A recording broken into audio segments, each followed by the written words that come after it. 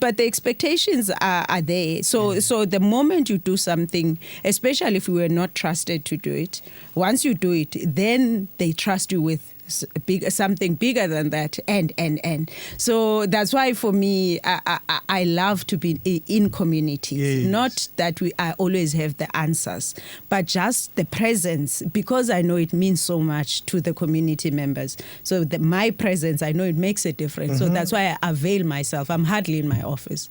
Do you know, you're dealing with a lot, and we're talking to you in a week where the DA is talking about water tankers. I'll give you an opportunity to say what you have to say about it, because it's the news that's heading the headlines now in terms of, hey, it's doubled, it tripled, it used to be 100 million, now it's 777 million, all of that. Tell us, what is the story from your perspective? So the story, Brad Dave, is that firstly, the amount of 777 million, that was taken a screenshot. It was from our SEP system. And that is an official has leaked that information. Okay. So they took a screenshot of POs, purchase orders, and said this is the amount that has been spent. But that is not. So it's just the POs. So some of them have been rejected. Some of them cancelled because they were duplicates. I'm told there are some that they're still back and forth. Okay. And most of those invoices that are back and forth are part of invoices that were not paid in the 2023-2024 financial year. So that's just to deal with the figure of 777. That is not correct in terms of the expenditure. The actual expenditure is the amount of 621 million rand in the 2024-2025 financial year. 179 million rand comes from that year. And it's the invoices that were not paid because they budgeted so little on it. So that amount was then carried over in September. Then it was approved that there will be a budget adjustment. 170. So 170 something adds and makes to 621. Okay, got now, you. so that's the first is the 179 million. Since the DA is making it as if we are the big spenders, 98 million rand of that 621 was spent in quarter one, July, August, September, when DA was still in charge. Ooh. Now we are saying we are accounting for the remainder of which is the amount that we have spent as this administration.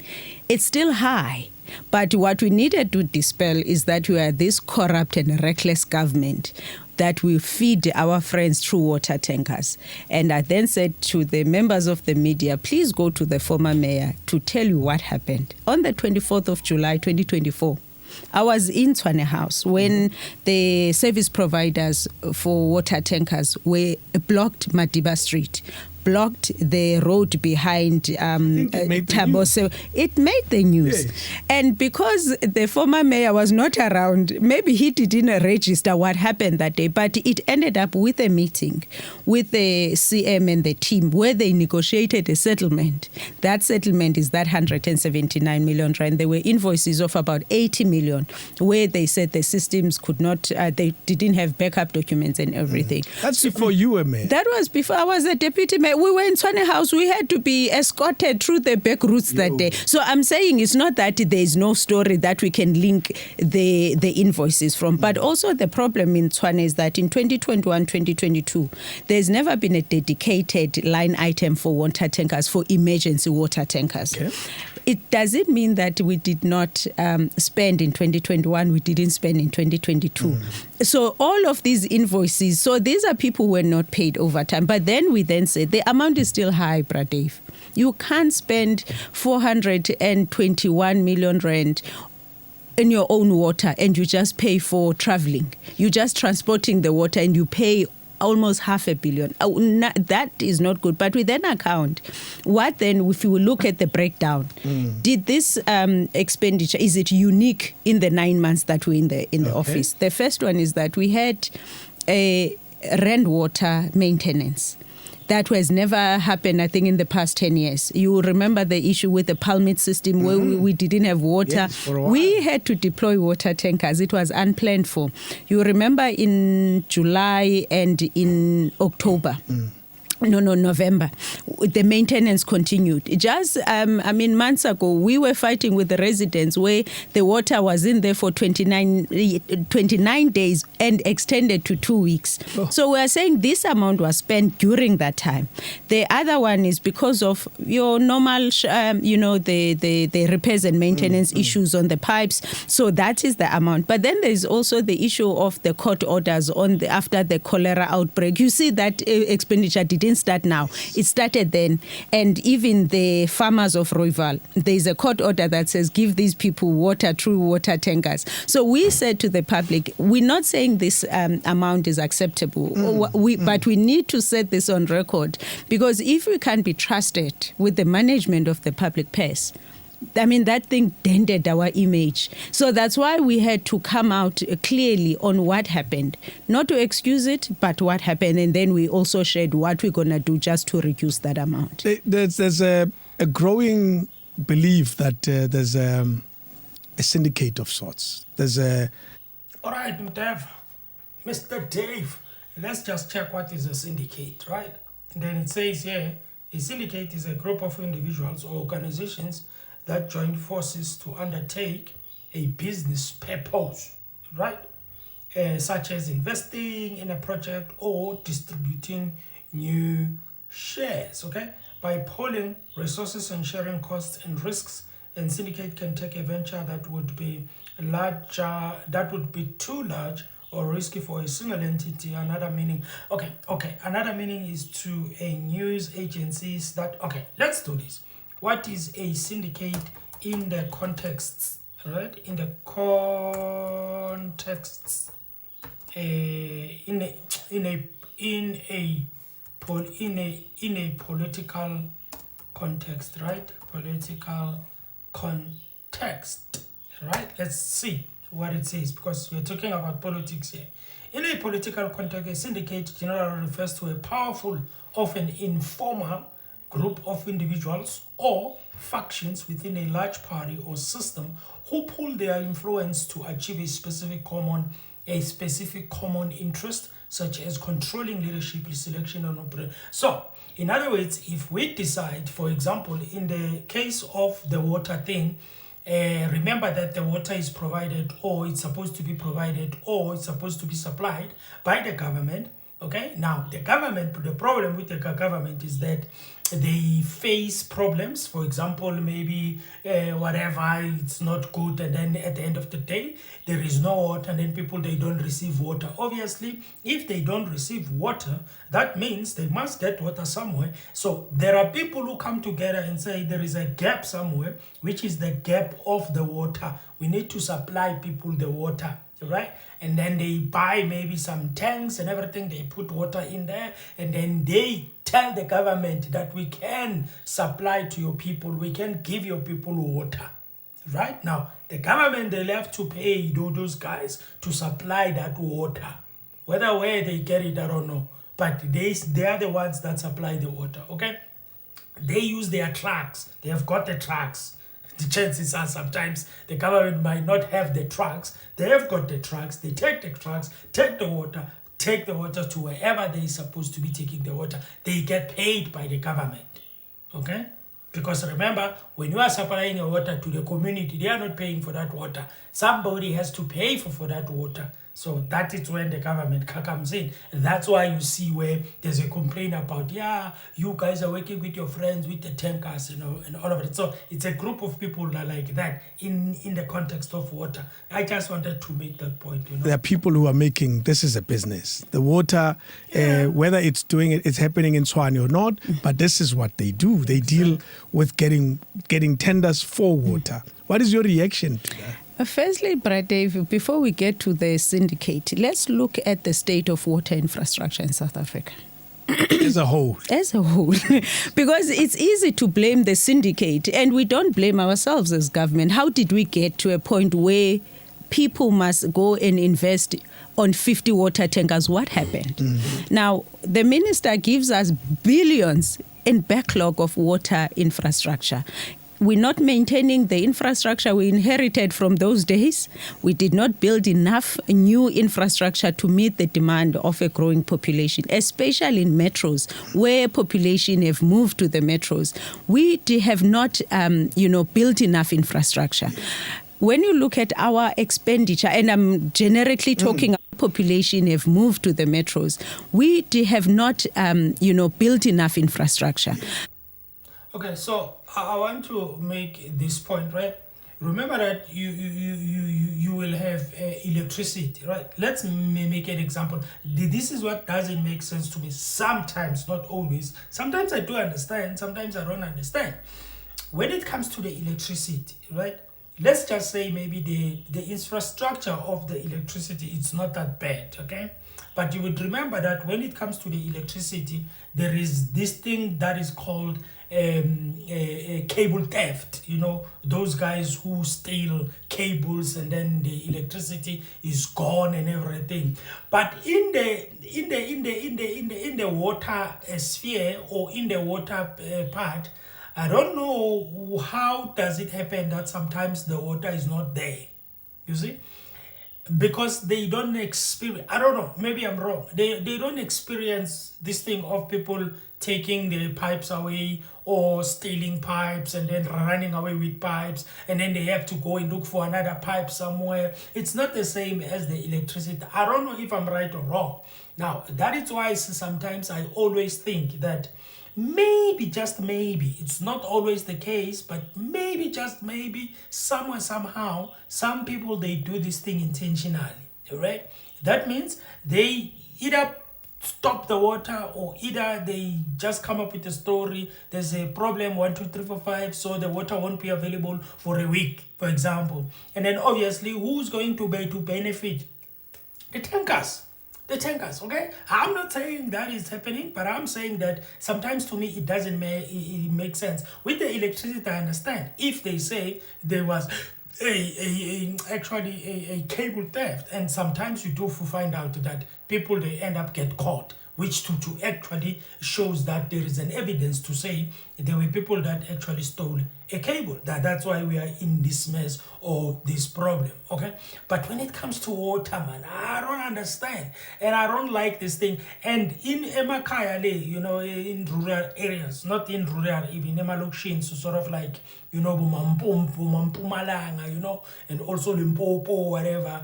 Like, listen, I don't want to lie to you, ladies and gentlemen. Sometimes I think they just close the water just for I don't know, for fun or anything. Because sometimes they just close the water, and you are like, but guys, why did we take the water? They are like, no, we're supposed to open and close. And I'm like, okay, it's fine.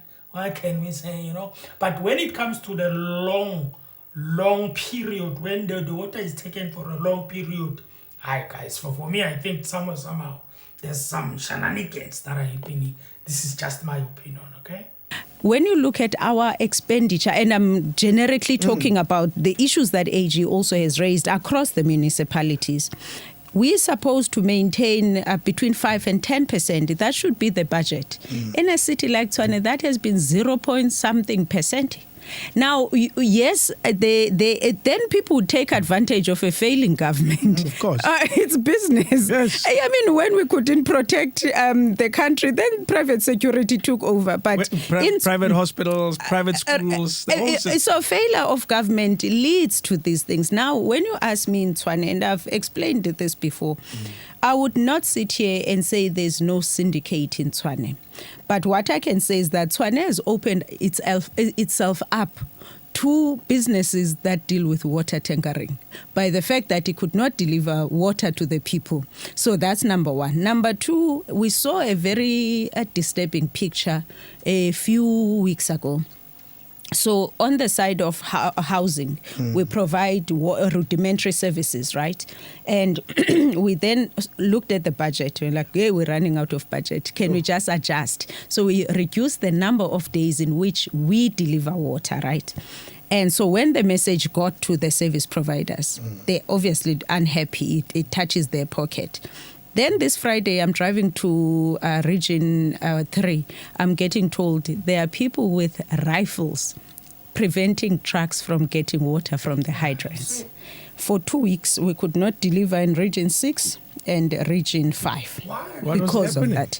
They were unhappy. Now they're intimidating with guns. So they're intimidating water tanker people. Yes. Now their businesses. No, then if you're not going to give us the 7 days that we are used to, you're not going to deliver to the people.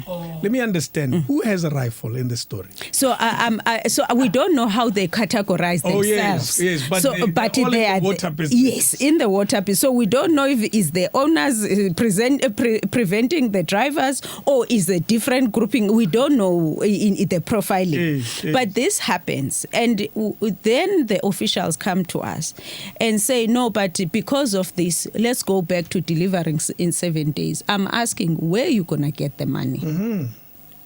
There's no money.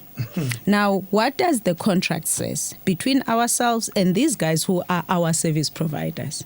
Go back, talk to them. If they don't want, no, tell them the conditions. You are the client, of course, right? Of course. But talk to them. It's but not a union. It's not. No. If they don't want, we go to the next one. Okay. But bottom line, water. So I don't want to sit here and say there's no, syndicate. But I'm saying we have opened ourselves up to syndicate in many respects. And so when someone said no, but there's water mafias, I'm saying you can't, as a city, not pay people for 3 years for their invoices, and you call them mafias when they're asking for their money for their services. Well, that's a different. Because they could deploy different various methods to try to get their money. Because you haven't been. But the issue that I'm raising of the amount, it's too high. So I'm saying.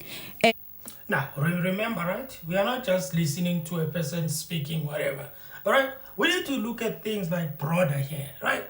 Now, chances are, because she's talking about rifles and guns, and you're asking yourself, what else are they doing, to get whatever they want, chances are, they might even, do certain things to create other problems so that they can be able to get whatever that they want to get. Now, I'm making an example of the gun. The gun thing, remember, she says that it was the business people to say, nah, if you are not going to give us what we want and what we used to, then we are going to block this. It's not happening, okay? Now, if people can be able to do that, it means that there are other people who can also create a problem. That means, because remember guys, some businesses or some groupings, they strive in problems. They strived in problems. That means if there is a problem, they know that they are the ones that are going to be called to actually provide that service. And if there is no problem, there is no one who's going to actually have money coming in. So for them to be able to have money coming in, there must be a problem. Just like the water tanks. The water tanks, the only way for them to make money, it is if there is no water and then they are called to provide the water. Simple as that. Okay? So that's how it is. That's why even people who start businesses, even business people, they will tell you, for you to start a business, it's actually, I don't know whether to say easy, but it's actually in this way. You look around, you see a problem or you see a gap, and then you start something that is going to close that gap. You see a problem, and then you start something that is going to provide a solution. Simple as that. Then you have started a business. Okay? So some people, they start certain things, okay? Unfortunately, those things, they strive on what? They strive on problems. Unfortunately, there must be negativity happening. Just like, maybe if I can make another example, it's like people who are running funeral parlors. Those type of businesses, ladies and gentlemen, they will never die, okay? They will never die, because every day a person passes away, a person lose their lives, okay? And there is no way that you can tell me to say, these people sometimes, they do pray to say some people, they must die. I don't think they can pray like that, because it's a business that will never die, because every day a person, people, they just go, okay? And people themselves, they know that one day they will go, and then maybe they make some arrangement and say, I will pay every month, which is called what? It's a funeral cover, whatever, those type of business. But there are these businesses which sometimes they feed on the failures of the government. That means if the government is not doing what they're supposed to be doing, and then it ends up creating a gap, it ends up creating a hole somewhere, and then they use that hole to start their thing. And then when they start their thing, it goes on and on and on. The problem is, though, if you start a business based on a problem, if that problem get solved or rectified, the problem is you lose the business. Then the problem comes where you start to get angry, you start not receiving money,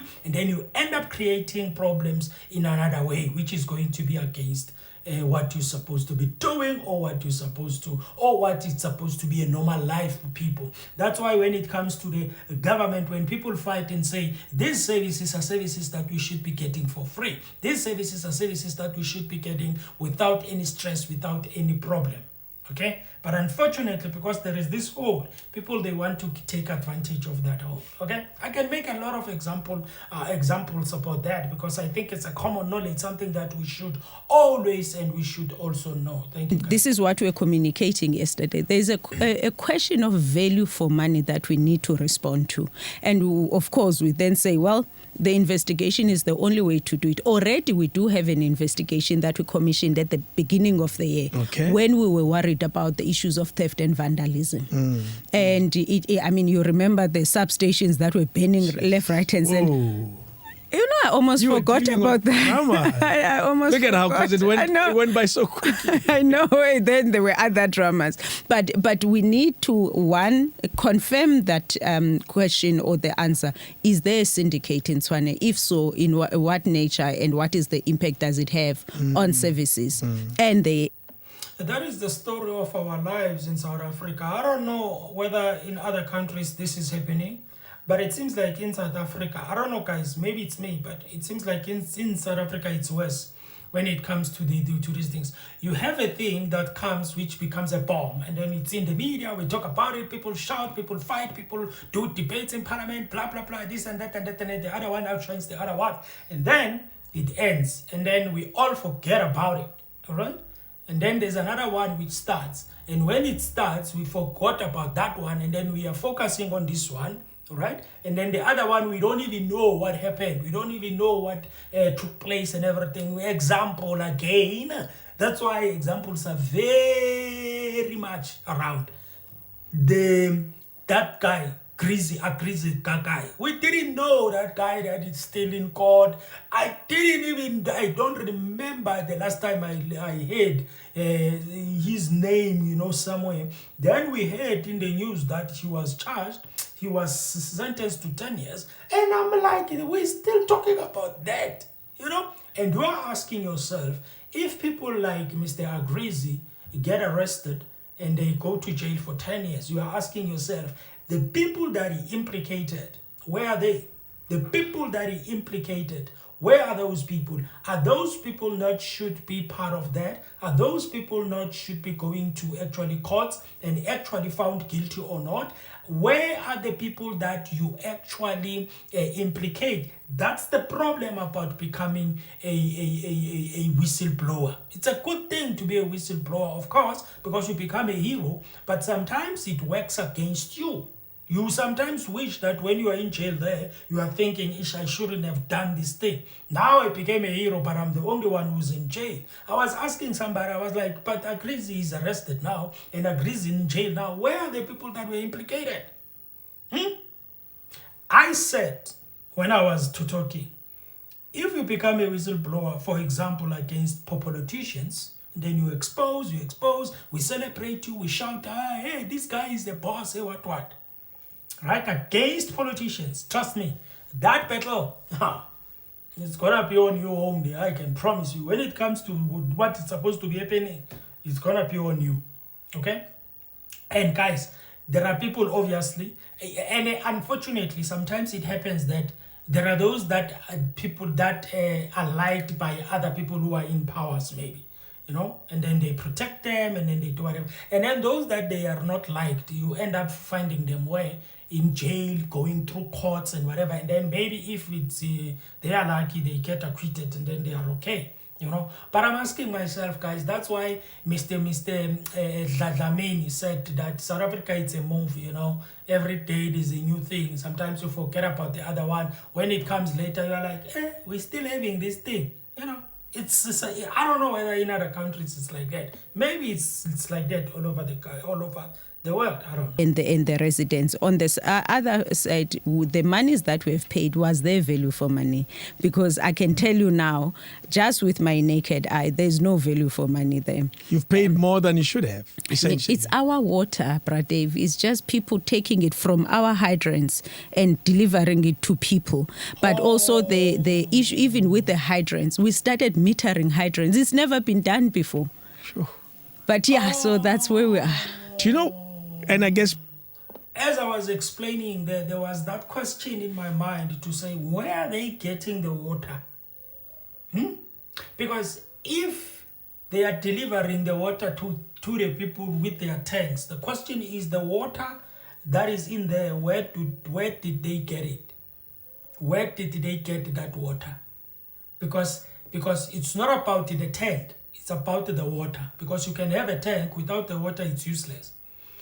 Where do they get the water? Now we've got our answer. The answer is they get the water from their whatever that it's supposed to be, the government that gets the water there. They go there and get that water, and then they pay the same water that they're supposed to be giving to the people free. Yeah. Do you see with that, like, life is something else? It's like people, they strive on hey guys, this world, it's just the world. Maybe this is just our ignorance as common South Africans. We thought we are buying water. You are buying water. Hey, they are buying. And they have water wherever they get it, and they deliver to areas that don't have water. Now we realize you're just Ubering water. Exactly. Yes. So when we say we have water losses, we talk about the water that we give to the water tankers too, because there's no. So the way of calculating It's accounting for water, yes. right? You say I've bought this much for this month. This is how much we've used, and then we use our billing system to account for that water. You can't account for this one because it goes into a tank. Yes. It's not metered. Yes. Now, we started metering. Do you know what we've picked up? And it was reported this morning at Service Delivery War Room. In the operation that happened in this week, 2 illegal hydrants, feeding water tankers from Northwest. How is it that no one knew this or reported this was happening? Now, we must now go and shut down. Do you know already people are getting threats from that operation alone? But when something like that happened, one, it's illegal.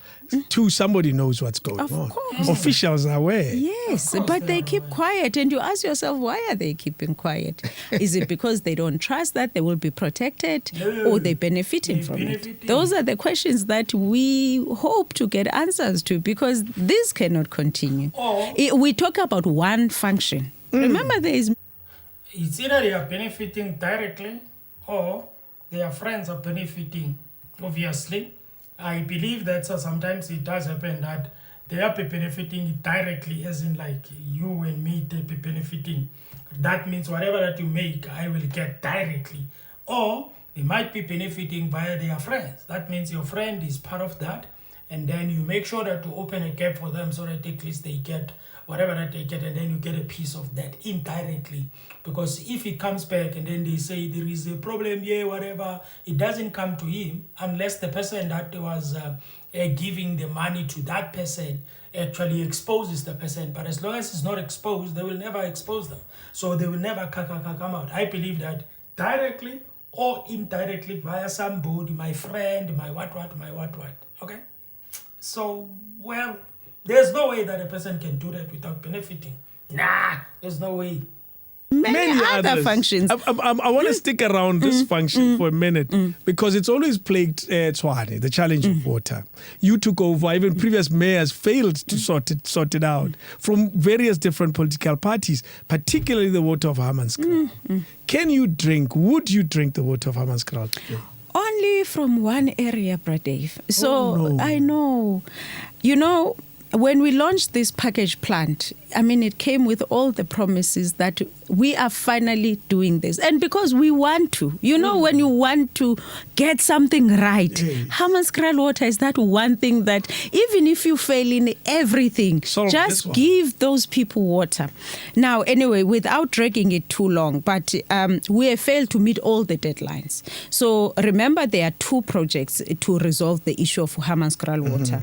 There's the short-term project that DWS has funded, appointed Magalies Water to implement. Yes. Then we are continuing with the Rooival upgrades, the Edwin Sodi project. The one that's always been... Yeah, that's why I want to remind you. I want to remind the Edwin Sodi. I didn't know that's what you call it in the office. It is. The Edwin Sodi the Edwin Sodi project. Oh, okay. And clever people say, no, the joint venture. No, it's an Edwin Sodi project. Okay. Yeah, so when it was launched, all the areas that were failed by Rooival, they were supposed to start getting clean water June 2025. All of them.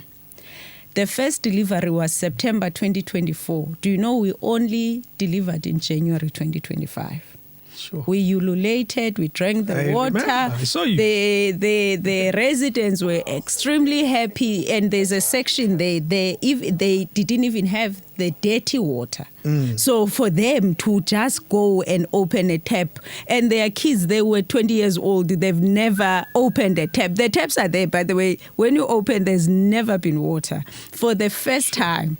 And you can imagine how much it changed the lives of those people. Absolutely. Now, the second one is because of the delay in the first module. The second module is supposed to either be delivered in, so initially it was September, February, so it's supposed to be 2025. Yes. But we only, then Magalies says we are done, end of June. Okay. So done means... Yeah, I was about to ask. Yeah, done means I'm giving Tshwane 12.5 megaliters to now reticulate and give it to the residents. Yeah. Minister drags us there. I think it was a Sunday afternoon or so. We have a public meeting. Hey, we are done with module 2, Bana. You mayor stands up. 2 to 3 weeks will be done purifying the water, but don't drink the water until we come back. Do you know? We must drink it first. No, that's always a very important line. Don't trust me when I send you SMSs. Yes. Wait for me to drink. Yeah. Do you know that even today, Magalies has never been able to give us 12.5 megaliters? What they said they were done with... It was the building of the module itself, the structural thing, and they commissioned it. But the water itself, and you know what has been said about this whole thing? We even took the dirty water from people. Where people said, can you give us our dirty water back? It's fine. We're used to this. We know how to deal with it. Listen, I don't know. So that means what you were trying to do even stopped what they already had. So now their taps don't open any water. So it's inconsistency. Even this morning when we got the report, and we've been to Magalies, we've engaged, we've done everything. But and the worst part is that we have not been effectively communicating. See, IGR protocols. Now, I can't just go, even this may get me into trouble. You can't be telling me. I know, but it just, and it's not because I'm farming my responsibility out. And I've said this to the portfolio committee when we appeared before them and said, from the side of the city, we have availed ourselves. We have done everything that we were required to do. I've said this in meetings, but we can't allow us to keep quiet as if we're not leading people. We need to tell people what's happening. Yes, they see there's a pipe being, built here. Yeah, there's a pump now that so Magalies, which is the biggest thing that we are tracking now, is that they must build a booster pump, install a booster pump so that we get the 12.5 megaliters that they had promised us. But this has been happening since end of June. What is at its core, and this answers probably a lot of the questions that I have prepared today, what challenges are really in the system? We can use water as an example, but clearly, because you're saying there were deliverables, there were deadlines, but till today there are people who are getting sporadic water and so forth and so forth. We said it earlier, this is just one of 30 other disciplines that we should be attending to. What is at the heart of the problem? From your 1 year in office. The system is not agile enough. The culture is just not supporting agility, doesn't support innovation. People do what the bare minimum, and you must poke them to like, but why don't you do this? I mean, if I tell you now, Brad Dave, that you have hydrants where water tankers withdraw water from. It's your water, but you have no way you can give me a report how much water we gave to our water tankers to check if there's value for money, if we are efficient, if the water actually gets into the tankers to the people, so that when we check, so just why wouldn't you think of that as part of the value chain of the work that you do?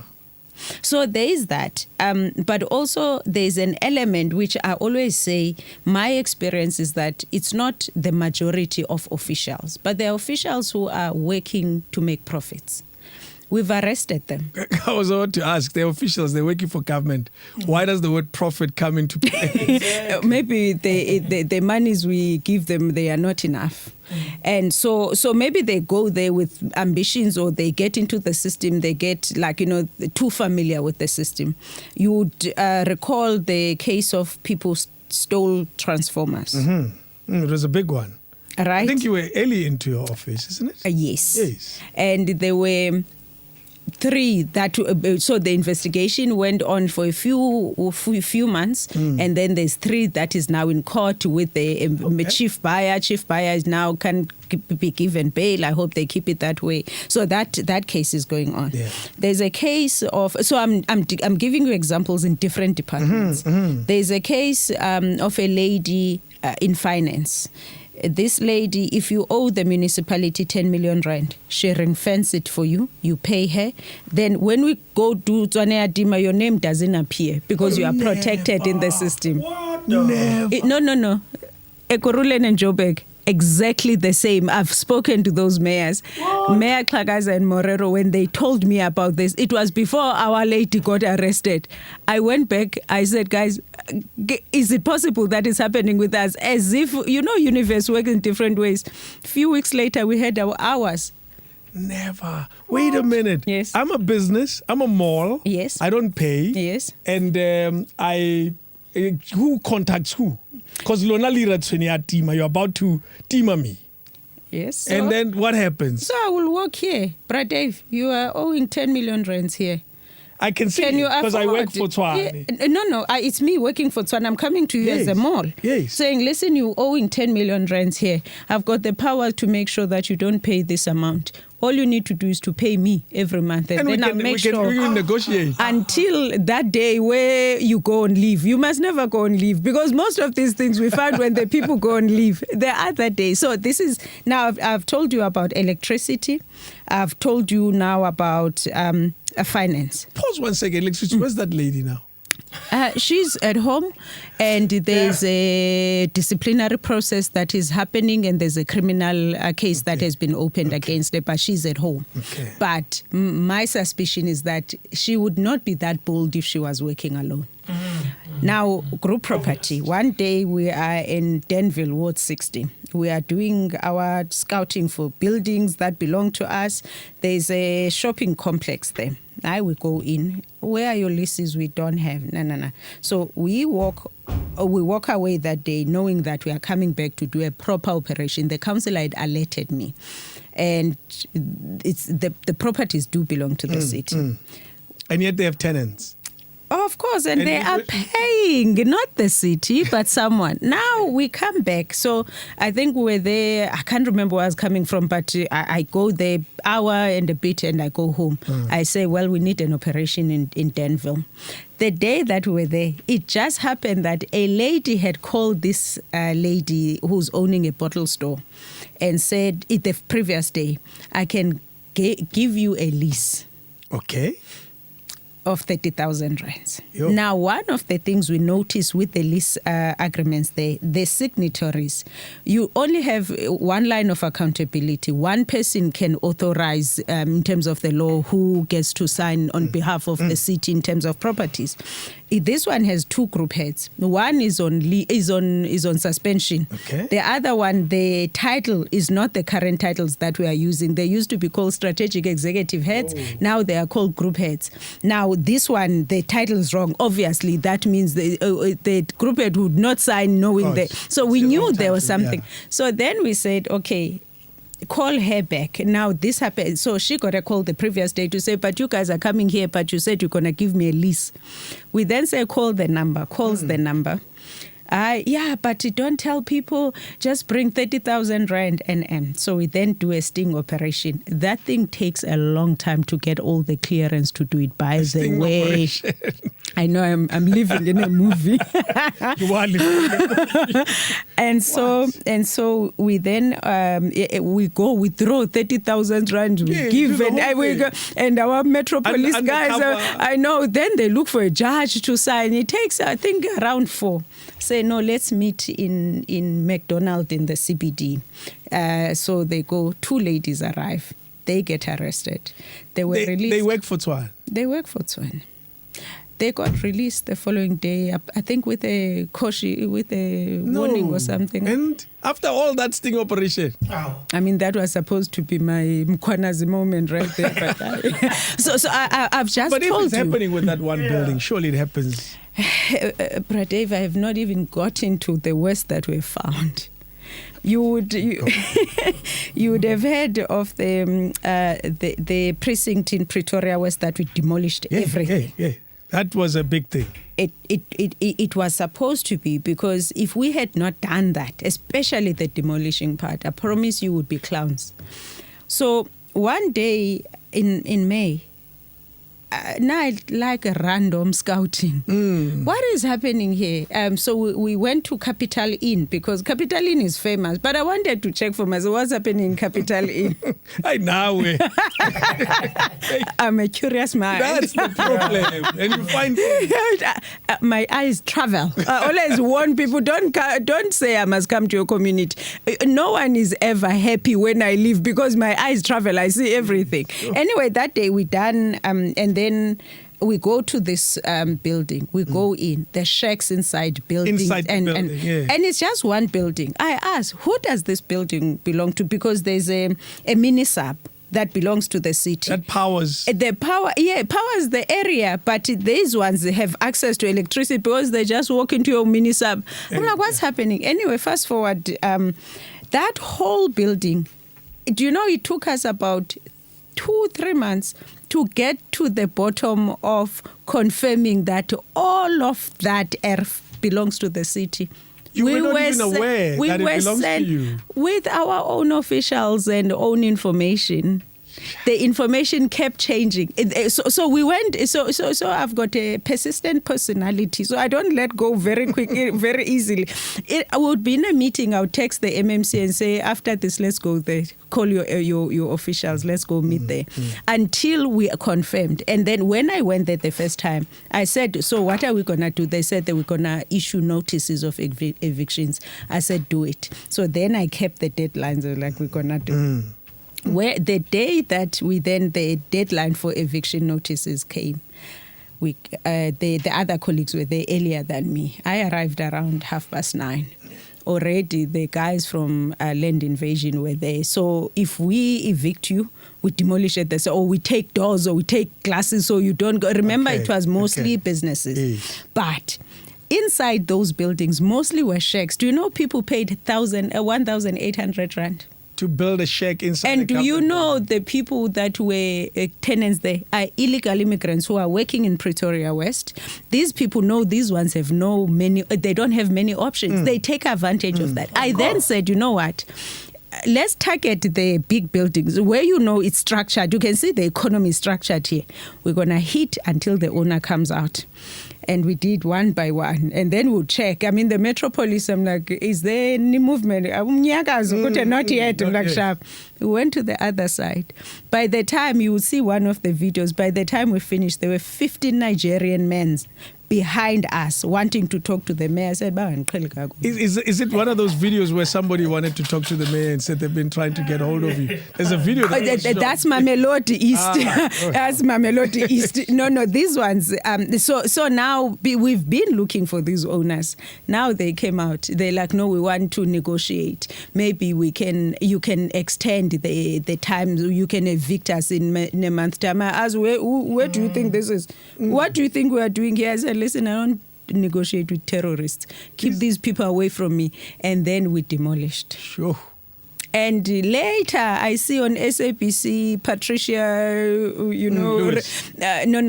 Fisachi, interviewing an advocate saying they're going to sue. They've got 300 people. I said, good shot. Give me those 300 people so I can go open cases. Now I found the people who've hijacked the city property. That's one. When you go to property, that is, people were making money for years, Dave. But those buildings were neglected for a long, long time. Yes. That's also an issue. Yes. It's a systems issue. It's a government issue. Yes. That we were driving past them for so long. No, but also I became mayor because let me not use the deputy mayor because it was not my portfolio. When I was the mayor, that was October, I only walked into that building in May. Yes. And it was a surprise to everyone. Like, what are you doing here? Sure. And I mean, there was this guy who's like, I've been here since 2014. What? And it's like, this we've never seen. Again, I ask the type of question I always ask. What was going on for it to carry on this long and no one said anything? Oh. I don't know, Pradev. I wish I knew a straight answer to that. Do you think we as South Africans, and I use a very simple phrase that says, we as South Africans are also part of this crime because we watch it and we do nothing? Yeah. Listen, South Africans are so detached from government. You can blame them, but they have no incentive to care. Exactly. You would think they would see, even if it's indirect incentive, but they don't see the incentive to care. Because why should I help you if you can't help me? Why should I help government if government doesn't deliver clean water? Exactly. So, I mean, I'm just walking past this area. I see a water leak. I'm just going to go look for a job. You're not going to help me anyway. I think that's where we are, and I'm saying where we are South Africans. Yes. So what was... And what is funny is you see that leak, there's water there coming out, then you go and work, and then you get money, and then you buy a place there, in the same place that you left the water. And then the one week you bought it, there's a water problem. The water problem there, that pipe or whatever that leak that you left. Sometimes we are like that. I'm just saying. Happening there. And now it happens. So I'm in Mabopane. I have a way to find things. So I go to Mabopane.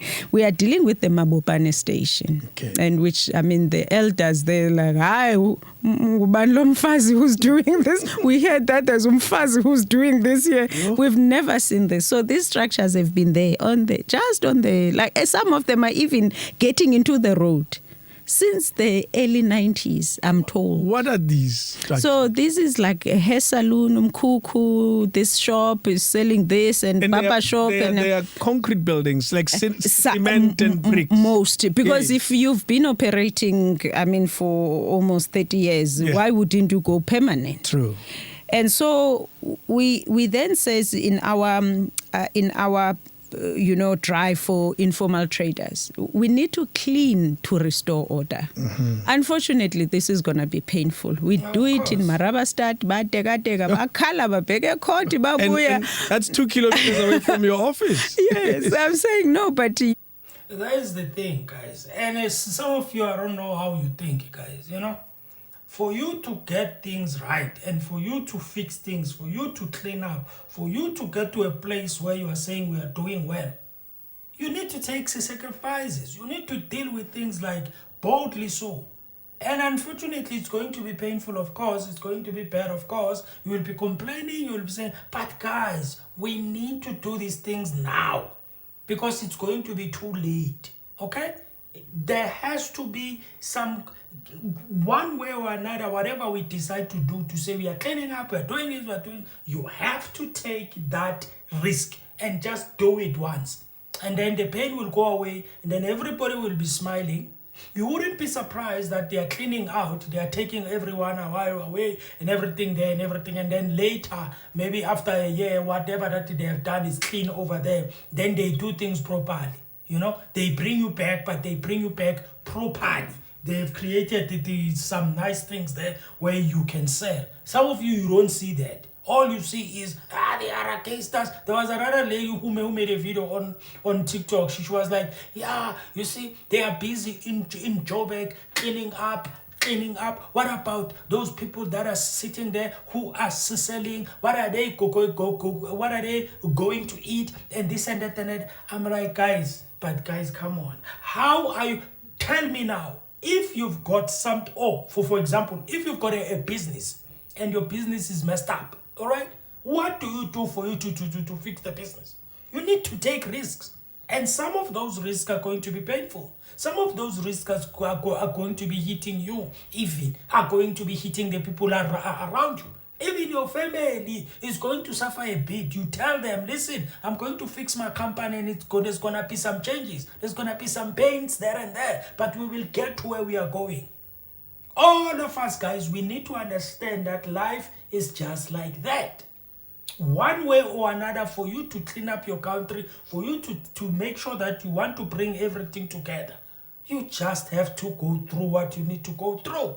There are painful, yes, it's going to be painful, but you need to be able to say, I'm taking a risk and I want to make this change now, not tomorrow.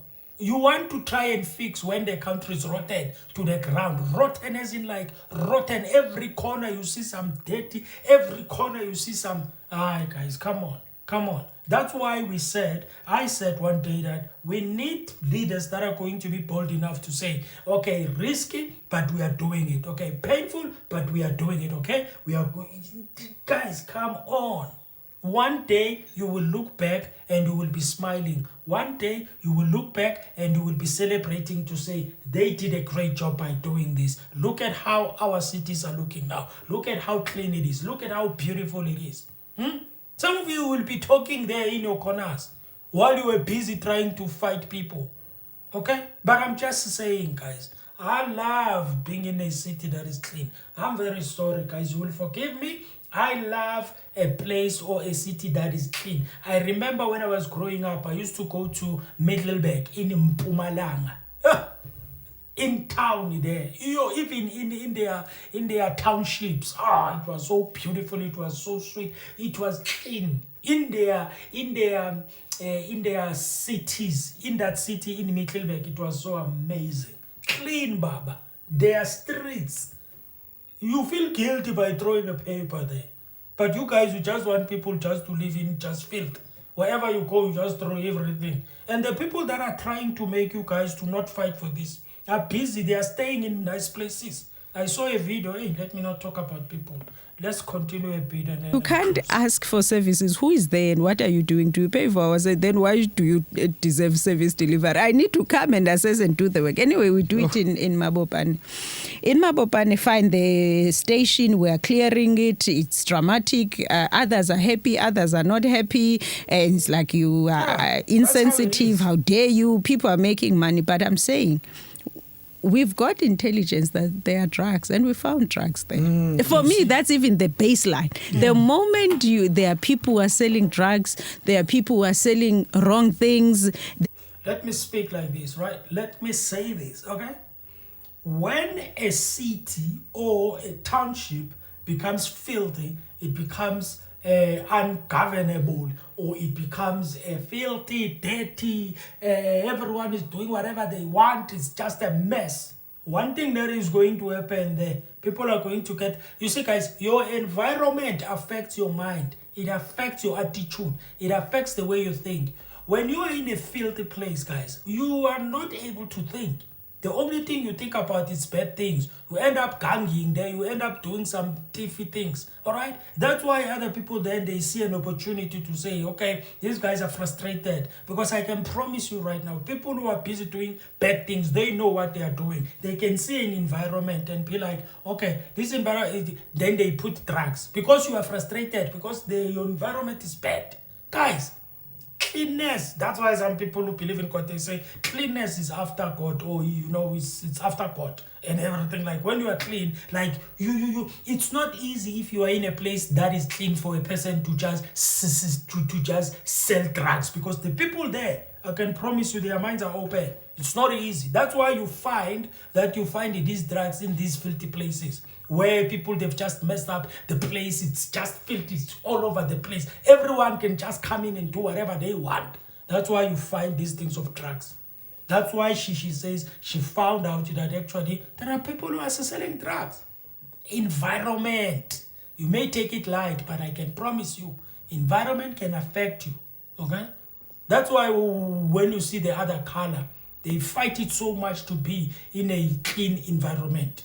They fight it so much because it's very important. As long as we are living, my guy, as long as we are living, while people are dying there with drugs, your child maybe is not dying, but other children are dying. They are not regulated. For me, as government, that's the baseline. Yes. But when we're done, the day we went to check the progress, then the councillor says, listen, I want to show you there's a city land. These people have built these houses, but these people are illegal foreigners. Go check. We go check. Beautiful houses. But this is a wetland. Yes. Yes. So we go in. I said, I'll be back. And indeed, we went back one Sunday afternoon. And we wanted to find families to just understand. Do you know, we walked away, I think, with 8, which most of them women, illegal immigrants, that are paying someone rent, paying 50 rand for security. Yeah. There's a stamp on the window. This community is protected by 50 rand. Apparently, they come and they collect. And all of them, obviously, in the city not approved the structures and I then so we then said, okay, let's take the illegal immigrants, let's make a video. So we were here. Yo. She's insensitive. What do you guys want us to do? I mean, literally, there is this stream. The day it rains, those people die, all of them. Yes. It's that crisis, I say, Mamelodi, where the water affected the Mkuku. Mtata. Yes. It's those things. Those things. Yes. Where you don't do the right thing because you want people to love you. But these people are going to die and they will still not love you anyway. Might as well do the right thing. Yeah. But I'm saying those are just some of the things that has happened. To your question. Government needs to be different. You know, one thing I value is 50% in the office, 50% in following the work. Yeah. Go follow the work. I always say to the officials, managers must manage. Because you then have these people who want to draft strategies based on what they think they understand. But they are not realistic because you have not been with that, community. I mean, the work that we recently did in Mamelodi, for instance. So we have water losses. Rand Water gives us stats. Region 1, Region 6, highest in terms of water losses. It took MMC Bushelo a week to close all the water leaks, including identifying illegal car washes, even met with them. He met with them and said, guys, you are not allowed to just drum water. Then they say, but meter us will pay. So I'm saying this work, you would not do it if you are not in the community and stand and take what we do. Even the guys know when we are driving, they will be rushing somewhere. If they say a water leak, they stop. They know now. So I'm saying, especially for local government, I haven't had an experience for provincial and national, but I think more and more when you're looking at mayors that are getting to realistic solutions are those that you see them a lot in communities. That's my observation. Yes. That even when we meet as mayors, and we share notes, what is happening, and man, you did this right. How did you do it? We exchange notes, by the way. Yes, that's interesting. No, we do. And Stokvel, Tshwane Mayor, guys, we're an elite club. No, but we want the Premier League in this country. Don't go there. Please, I am no madlanga for me. No, but I'm saying, be careful, Mayor, giving people things, Some people might sabotage, man, Yeah, she's doing this. Yeah, she's about to do this. Yeah. Then they take it and then they give it to someone then. And boom, the next thing your thing is not working and you're asking yourself why.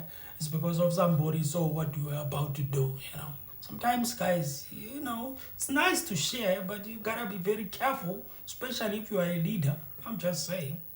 It's a nice thing, stop felanyana, but sometimes the way we thought we understood government has changed totally now. Firstly, understand you're starting on a 0% trust base with the community. Done. Which is not a bad place. No, it's not. We deserve it. It's actually the best place. We deserve it. Where you have to gain your trust. We deserve it. And now we must work extra hard to overcompensate for all the failures that happened even before our time. But it also keeps you on your toes. Mm-hmm. When you make a decision, you scrutinize it so much that, how will this land? But remember who this solution is for. Mm-hmm. And if it fails, do you understand these people have been let down before? Mm-hmm. So it's, at least to me, start to have a different psyche in terms of how do you engage on issues. But also, I don't like not talking to people. Even if I talk to few of them. You serve people, you have to hear from them. Yeah, so for me, sometimes just picking up the phone and call a ward councillor. Councillor, this is what we're trying to achieve here. Do you think it's going to work for your community? And I would always be amazed at the different perspective because this person is living in that community. But then when you go, like yesterday, we were taking our economic revitalization strategy, just consulting with business sector. All right, ladies and gentlemen, I think we've had enough of this, okay? Well, this was a very nice conversation, very great one. Beautiful conversation, you get to understand the mayor's mind, you get to understand why she was, doing this and why Mayor had to do this and that and that. So it's a good conversation. It's nice to listen to these mayors, guys. You don't want to listen to a clip somewhere on TV, playing a clip where she was saying and then the other one took it and twisted it and everything. So it's very important to listen to what people, I like to get into people's minds and just to find out where do they come from when it comes to this issue. Why did you do this? Why did you do that? So that we get a perspective, okay? Instead of always depending on other people saying whatever, okay? That's why I try by all means these days, I'm trying to play, when I'm reacting to a video like this, a long video, I allow it to flow. That means I allow the person to speak and then I can put my 2 cents. I know sometimes I talk too much, but I allow some to put my 2 cents there and there, okay? Ladies and gentlemen, thank you for watching. Thank you for listening. I think you liked the video. Please, if you didn't like it right now, before we close, like it if you watched until the end. And if you didn't, I hope you already liked. And if you are here right now listening to me, it means you watched the whole video. And thank you so much. Appreciate it. Have a good day. Have a wonderful day. And guess what?